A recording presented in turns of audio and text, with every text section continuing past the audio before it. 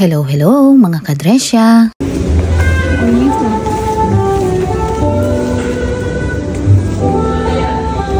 Tara, kain tayo dito sa Thai Chef's Restaurant. At pagpasok mo nga sa restaurant na ito ay ang ganda ng ambience at para ka na rin nasa Thailand. At kahit wala kang reservation at pwede kang pumasok dito, kaya hayan naman at umorder na kami ng makakain. Konti lang naman kumain si Kisha kaya hindi na namin din dinamihan. Tinry namin itong dish nila na Mr. Bean in Bangkok. Ito nga pala ay crispy pork belly.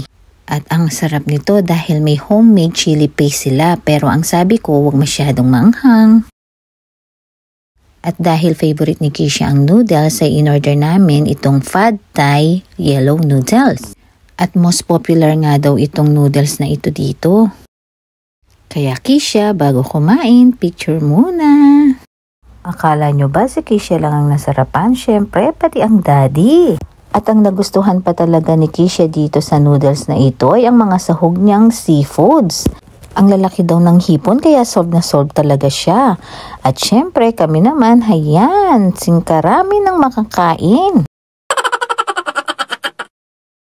Dahan-dahan lang, baka mabulunan. Oh no! At tinutungga mo na nga Kisha yung lalagyanan ng inumin.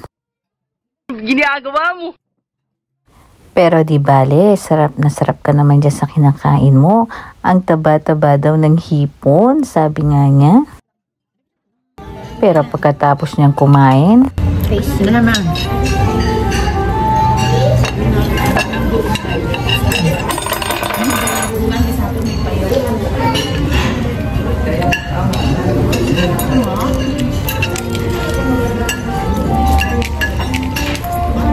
Ito yung pampataba. Kaya ako tumataba. Yung tira akin.